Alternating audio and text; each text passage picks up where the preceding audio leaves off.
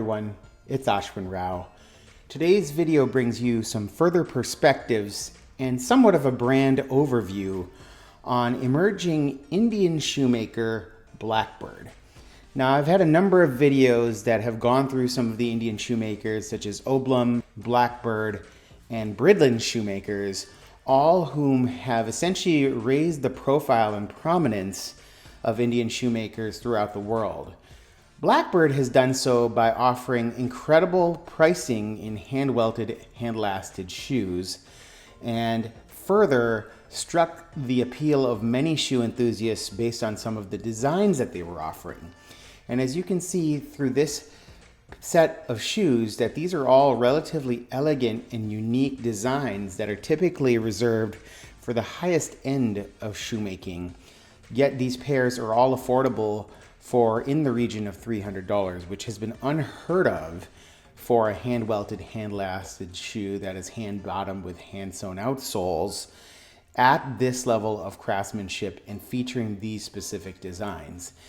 Not only did I wanted to take you through these three designs, but I wanted to show you some of the improvements that I see that Blackbird has made over the course of my acquisitions of these shoes over several months. These are three models from their Seemless collection. The Seemless collection essentially includes a seamless hole cut that you can see here, which has no seam on the upper. Similar, the pair next door to this is a very similar design, but has broguing as well as a medallion that you can see here, but also no seam anywhere on the upper. Their spiral hole cut, which is a particularly unique design, also made from one piece of leather on the upper. I've worn all of these shoes now and can say that they share a number of characteristics in common in terms of comfort and fit, but that they also have improved the quality and craftsmanship of what they offer over the course of these particular pairs that we'll get into a little bit. This pair was the very first pair that I acquired from Blackbird. This is a seamless hole cut, meaning that essentially the entire upper is made from one piece of leather other than the tongue here, which is a separate piece of leather. Unlike other hole cuts, this particular model has no seam. Most hole cuts, in order to properly last a shoe and use a leather more effectively, will have a split seam down the side here. A seamless hole cut is typically a design that has been reserved for bespoke shoemaking or very high-end made-to-order or made-to-measure shoes. And here we see Blackbird offering this model in a ready-to-wear. All of their seamless leathers typically come from Italy, the majority coming from the Zonta tannery, which is an Italian tannery with a very good reputation. And this particular leather is a box calf leather from Zonta. Now, I imagine that, first off, properly lasting and clicking a seamless hole cut is challenging, but you can see there's certain elements where the shoe has slight bits of loose grain. Right here, there's a slight bit of grain looseness there.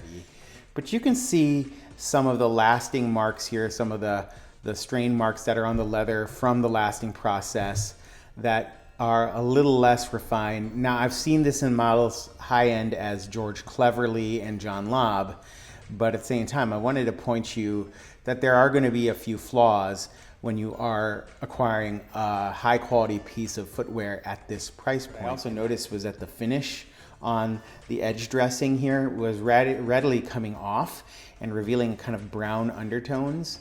So that was something that I was a little bit disappointed of, that I thought they could have maybe used more suitable pigment to dress the edge of their shoes here. Shoes do come with a toe plate in most instances, and I believe a domestically resourced leather outsole here, which I find to be acceptable. It has a gentle fiddle back, not the most narrow waist. So again, you are going to be paying higher end prices if you want some of these things included. You can see this heel block, which is a fairly standard heel block with a rubber back stay there, and you can see again some looseness of the grain or defects that show up once worn here, almost like tiny little cracks. Nothing that's going to compromise the quality of the shoes. And you can see with 1 or 2 or 3, this pair I believe has 3 wears on it so far. The leather outsole tends to hold up pretty reasonably well. This has got a closed channel sole, and you'll see that across every model, meaning that you can't see the outsole stitching. This is hand welted. And if you pull up here, you can see approximately a 4 to 5 stitch per inch stitch density on the outsole stitching here, which is a lower level of stitch density. You have blind eyelets with metal that helps protect the inside of those eyelets. And the fit on these shoes is quite nice, rather strikingly comfortable fit. Now, each of this particular shoe comes with a shoe tree that I purchased alongside, which is like, I believe, a $30 or $40 cost in addition to the shoe. I chose not to do that for the other 2 pairs because I found this shoe tree to be just okay. I mean, I could probably get a off-the-shelf shoe tree for a little bit cheaper. This felt like a cheaper wood here, but definitely lasted shoe tree. So there is benefit to having a lasted shoe tree in terms of maintaining the shape of the shoe. So I think it's up to you whether you choose to go with this type of shoe tree from Blackbird, which feels a little lower quality, but overall I think it does its job well, and it's fairly light, and nothing wrong with it at all.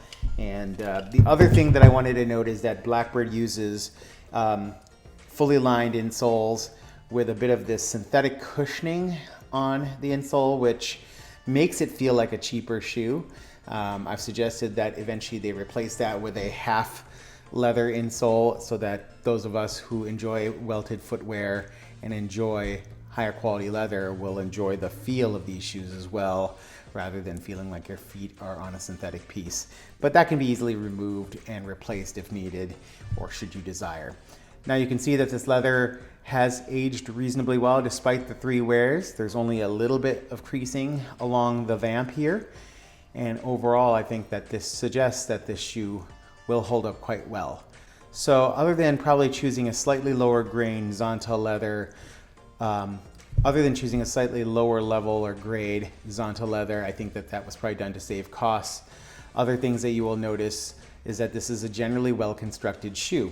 I also suggested to them on making this shoe that they include this offset to separate the waist, which is a relatively squared waist. There's a little bit of beveling here from the heel block, and they did that, and they did a reasonably nice job with that as well on both sides. So you can see that offset here, which is something you see from higher end makers, and I just thought it would fit the aesthetic of these shoes well. So all in all, this is the Blackbird Seemless Hole Cut, the model that kind of set the stage for everything that was to come from Blackbird. This is also their Seamless Hole Cut. So again, no seam on the upper. Using a slightly different last. This is a soft square last versus more of their rounded toed last that you can see here. I really like this soft square last. I think it fits the hole cut design quite well. Here you can see the leather heel block and the offset done more crisply between the waist and the heel block here. You can also see the seam here that helps with the outsole joint right there, and an outsole stitch density, again similar at about 4 to 5 stitches per inch on this particular model. This model was more cleanly lasted. You can see, I don't see those strain marks that we saw on the previous model. You can see that this has a relatively block style heel, but again, a 5-layered leather heel stack with a rubber stopper, which I think is an improvement over the initial rubber stopper here, but otherwise a very similar heel and waist design with a closed channel sole and the leather toe plate. And other than that, stitch density is pretty comparable. I like the paint job and the gloss work done better on this pair. Overall, I feel like this was a step up in terms of aesthetic. And initially my thought was to use suede leather to maybe age more gracefully, because seamless hole cuts, if clicked at all unusually, might have weird crease patterns, and having a suede leather that tends to be more resilient and resistant to creasing was going to be a good play. And I think it is, because I've worn this shoe at least 2 times for a full day, and there's very little wear or creasing that you can see anywhere. So very happy with this model. Our third and final purchase from Blackbird. This is their spiral hole cut design. The spiral hole cut is obviously a different pattern than either of the seamless hole cuts here, but it is also a seamless hole cut, meaning that this one piece of leather, which starts here, wraps around, continues around the edge, all the way to the back. You see no heel seam there. Continues to roll around to the side here, now forming the top of the vamp and wrapping around to the side panel and forming the remainder of the toe. A very unique, clean design. I really love the color of this leather. This is a French brown suede from the Castorino line of Zonta Tannery. Really nice nap that brushes well and has some contrasting elements.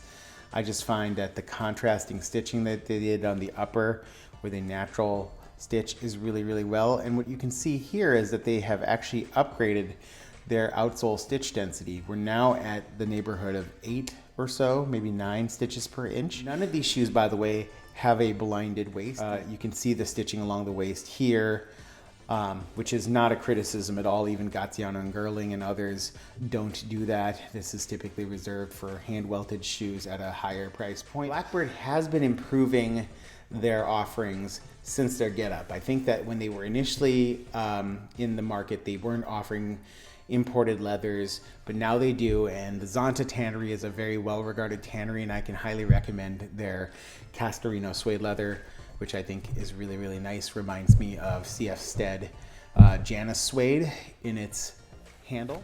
In summary, I really like what I'm seeing from Blackbird Shoemaker. Indian hand-welted shoemaker, smaller production facility, offering quite a bit of customizability, and as we've talked about, really unique seamless designs, which to me are the highlight of their offering. These shoes have fit me comfortably, but I've heard others complain about how high the collars of the shoes are and that can rub against the outs of their ankle. I have not come across that, and my own feet fit these quite well. Other than that, I think you're getting an incredible price point for what you are able to see right here in terms of just the overall price to performance here being very, very high. These are all incredible designs, nice lasts, comfortable shoes. Obviously, they could stand to improve a few things that, like we have talked about, in terms of maybe some of the quality of their outsole finishing, the insoles that we've talked about having been made of a synthetic material. And other than that, it's hard to criticize. Blackbirds come in strong. While they're new, they are ambitious and they are nimble, and they will continue to evolve, and I think well worth your attention moving forward. So I hope you're doing well, and I'll talk to you all soon.